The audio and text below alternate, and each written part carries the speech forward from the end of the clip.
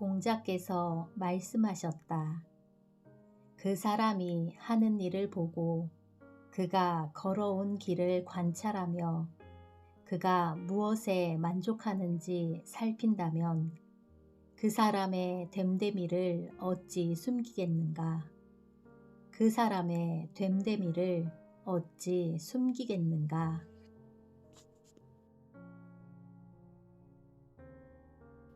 안녕하세요. 미라클 북글림입니다. 장마 속 폭염이 계속되는데 여러분들 건강히 잘 지내시죠? 저는 요즘 근처에 가고 싶었던 카페에서 책을 읽으면서 더위를 피하고 있습니다. 오늘 제가 소개해드릴 책은 인생의 절반쯤 왔을 때 논어를 읽다 라는 책입니다. 제가 일을 하면서 지치거나 뭔가 내적으로 불균형이 왔다 싶을 때 어쩜 이렇게 저에게 필요한 책이 와주는지 너무 감사함을 느낍니다. 이 책의 지은이는 조형권 작가님입니다. 작가님은 20년 넘게 반도체 대기업에 몸담고 임원으로 현재 재직하고 있는데요. 하루하루 피말리는 경쟁의 세계에서 어떻게 일을 할 것인가, 어떻게 좋은 조직을 만들 것인가, 성과는 어떻게 만들어내는가에 대한 본질적인 답을 찾고자 고전을 탐독하기 시작했다고 합니다. 철학과 교수였던 아버지의 영향으로 인문, 고전, 역사를 늘 곁에 두고 공부하며 인생의 지침으로 살았다. 40을 지나서는 논어를 펼쳐들어 쉬지 않고 달려온 인생을 돌아보며 과연 제대로 살아왔는지, 앞으로 어떻게 살아가야 할지 물었다. 이 책은 삶의 변곡점을 마주한 이들에게 꼭 필요한 논어의 49가지 지혜를 담고 있다. 태도, 배움, 관계, 성찰, 실천이라는 5가지 삶의 자세로 나누어 공자와 제자들의 말에서 엿볼 수 있는 마음의 그릇을 키우고 인생의 기준을 세우는 법을 소개한다. 이 책은 논어를 처음 접하는 분들에게 쉽게 쓰여진 적합한 책이어서 읽어보시기를 추천해드립니다. 저 또한 이 책을 통해서 저의 가치관과 본질을 꿰뚫는 지혜를 조금이나마 배우게 되었습니다. 오늘은 태도와 배움에 관한 제가 요즘 고민하고 있는 와닿은 부분을 읽어드리겠습니다. 나만의 원칙과 소신을 지키며 산다는 것. 자공이 여쭈었다. 가난한데도 아첨이 없고 부유한데도 교만이 없으면 어떻습니까? 공자께서 말씀하셨다. 괜찮다고 할 수 있다. 하지만 가난하지만 즐기고 부유하면서도 예를 좋아하는 자에 미치지 못한다. 자공은 공자의 제자 중에서 가장 성공한 인물이다. 여기서 말하는 성공은 권력, 명예, 부의 기준에서다. 그는 누구보다 말솜씨가 뛰어났는데 공자도 그의 제자 중에서 자공과 제아를 언어 방면에서 가장 뛰어나다고 인정할 정도였다. 그뿐 아니다. 뛰어난 정치와 행정 능력 덕분에 노나라와 위나라의 재상을 모두 지냈다. 공자가 14년간 주유천하를 할 때 자공이 큰 경제적 도움을 주기도 했다. 똑똑하고 능력 있는 데다 학문적 성취도 보였기 때문에 공자가 총애하는 제자 중 한 명이었다. 진짜 부자는 가진 것을 나눌 줄 아는 사람이다. 그는 어느 날 이런 질문을 던졌다. 스승님, 가난한데도 아첨이 없고 부유한데도 교만이 없다면 어떻습니까? 사실 이 정도 사람만 될 수 있어도 상당한 도의 경지에 이른 것이다. 그런데 공자는 여기에 한술 더 떠서 괜찮다고 할 수 있다. 하지만 이라고 이야기했다. 공자도 자공의 말에 공감했지만 한 단계 더 나아가서 가난하지만 즐기고 부유하면서도 얘를 좋아하는 자에 미치지 못한다라고 답했다. 즉, 물질적으로 풍족하지 않더라도 나만의 도를 찾고 부자가 되더라도 얘를 잊지 말라는 의미다. 여기서 이들의 대화가 끝난 것은 아니다. 스승님, 이러한 경지가 시경에 나온 절차탁마가 아닌지요? 라고 여쭈었다. 이때 공자가 감탄하면서 사야, 비로소 너와 더불어 시경을 논할 수 있겠다 라고 말했다. 자공이 공자에게 극찬을 받은 몇 안 되는 일화 중 하나다. 가난하지만 즐거움을 잃지 않고 부자이면서도 얘를 좋아한다는 것은 매우 어려운 일이며 꾸준히 갈고 닦아야 다다를 수 있는 경지다. 많은 이들이 부자가 되고 싶어 한다. 그 어느 때보다 부에 대한 열망이 거세지고 있으며 어느새 가난한 것은 부끄러운 것으로 치부되는 세상이다. 아파트 평수나 연봉으로 서로를 비교하며 등급을 매기고 남들에 미치지 못하면 열등감을 느끼며 신세 한탄을 한다. 열심히 일해서 돈을 벌고 알뜰하게 경제를 꾸리고 현명하게 재테크를 하는 것도 중요한 일이다. 그러나 다른 사람들의 부를 부러워하고 그와 비교해 스스로를 초라하게 여길 필요는 없다. 공자에게 부는 뜬구름 같은 것이었지만 그럼에도 정당하게 돈을 모으는 것에 대해서는 반대하지 않았다. 공자뿐 아니라 누구라도 그럴 것이다. 자기 능력으로 정당하게 획득한 부는 당당하다. 한데 중요한 것은 돈을 모으는 것보다 모은 돈을 어떻게 쓰느냐에 있다. 남에게 과시하기 위한 부는 예를 갖춘 것이 아니다. 나뿐만 아니라 남에게 베푸는 마음을 갖는 것, 그것이 부자의 예다. 그 대표적 예로 더 기빙 플래지를 들 수 있다. 전 세계 대부호들의 사회에 재산을 환원하기로 약속한 모임으로 가난하고 소외된 계층을 지원하는 것이 이 재단의 주 목적이다. 재산의 절반 이상, 최소 5억 달러 이상을 기부해야 회원으로 참여할 수 있다. 이 모임은 2010년 마이크로소프트의 창업자인 빌 게이츠를 포함해 40명의 가장 부유한 사람들에 의해 시작됐다. 이어서 전설적인 투자자 워렌 버핏, 메타의 마크 저크버그 등 유명 인사들이 참여했다.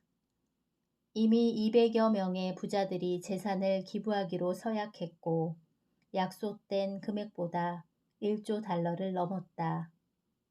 하지만 이렇게 거창한 부의 환원만이 의미 있는 것은 아니다. 적은 금액이라도 얼마든지 기부 활동에 참여할 수 있다. 나누는 것이 꼭 돈일 필요는 없다. 무료로 재능을 나눌 수도 있고 자원봉사 활동을 할 수도 있다. 내가 할 수 있는 방식을 찾으면 된다. 그릇의 한계를 깨면 나는 무한히 확장된다. 공자께서 말씀하셨다. 군자는 그릇에 갇혀서는 안 된다. 논어에서 그릇에 대한 이야기는 공야장 5장 3절에 한 번 더 나온다. 공자의 수제자 자공은 자신의 수준이 어느 정도 되는지 스승의 평가를 받고 싶었다. 역시 솔직하고 대담한 제자였다. 공자는 너는 그릇이다 라고 했고 자공은 어떤 그릇입니까? 라고 여쭈었다. 제자의 끈질긴 질문에 두 손 두 발 다 든 공자는 이렇게 말했다. 호련이다. 여기에서 호련은 종묘 제사 때 음식을 담는 귀중한 그릇을 뜻하는 말로 이는 자공을 칭찬하는 것이었다. 자공은 만족했지만 사실 이것은 완벽한 인정은 아니었다. 위정편에서 공자가 말한 진정한 군자의 덕목은 그릇에 갇히지 않는 것이다. 즉, 그릇의 한계를 뛰어넘어야 한다. 진정 강한 사람은 유연하게 다름을 포용한다. 사람은 각자의 그릇을 갖고 있다. 어떤 사람의 그릇은 고작 소주 한 잔 정도의 크기이고 또 어떤 사람은 큰 사발이다. 그릇이 크다는 것은 다양한 의견을 받아들이고 상대의 잘못을 용서할 줄 아는 포용력과 유연함을 있음을 의미한다. 성공한 사람은 대체로 포용력이 남다르다. 귀가 얇아 남의 말에 잘 넘어간다는 의미가 아니다. 다른 이들의 의견을 경청하고 나와 다른 생각이어도 같이 토론하며 품을 줄 아는 여유가 있다는 뜻이다. 이는 나와 남이 다를 수 있다는 것을 인정하는 태도를 바탕으로 한다. 자기만 옳다고 주장하지 않고 다양한 의견을 받아들이니 생각의 지평이 넓어진다. 자기만의 틀을 깨니 창조성과 파격이 생겨난다.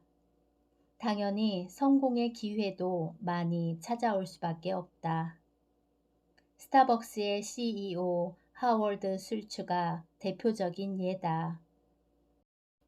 그는 스타벅스 매장을 직접 방문해 현장에서 일하는 직원의 목소리를 듣곤 했다.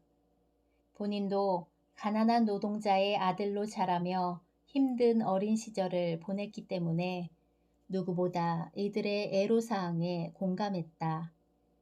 그리고 이를 경영 이념에 반영했다. 회사 내 인종차별, 사회적 차별 문제를 없애기 위해서 노력한 것이 대표적인 예다. 스타벅스는 광고비보다 직원들의 교육비에 더 많은 돈을 지출했고 그들을 파트너로 존중하며 성장을 도왔다. 하버드 경영대학원 교수인 빌 조지가 쓴 최고는 무엇이 다른가에 나오는 다음의 문구도 하워드 슐츠의 다름에 대한 인정과 포용의 의미를 다시 생각하게 한다. 출신이 어디든 피부색이 무엇이든 교육 수준이 어떻든 누구나 존중받으며 동일한 기준에서 평가받는 회사를 만들고 싶었습니다. 이처럼 나와 다른 것에 대해 호의를 갖고 포용하는 것은 말처럼 쉽지 않다. 그릇의 크기를 뛰어넘는 일이기 때문이다. 사람들은 내가 알고 있고 갖고 있는 것에 자긍심을 느낀다. 여기에 겪은 것이 더해지면 자기 것이 고착화된다. 내 생각은 달라 혹은 내 경험으로 미루어 보건대 절대 그렇지 않아 라며 자기 생각에서 벗어나려 하지 않는다.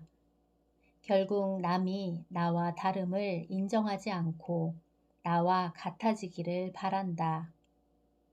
중국의 철학자 노자가 최상의 선은 물이다 라고 말하며 물을 강조한 것은 바로 이러한 이유 때문이다.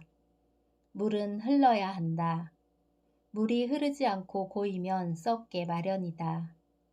그렇게 되지 않으려면 그릇이 커야 한다. 그릇이 작으면 물은 금방 고이게 된다.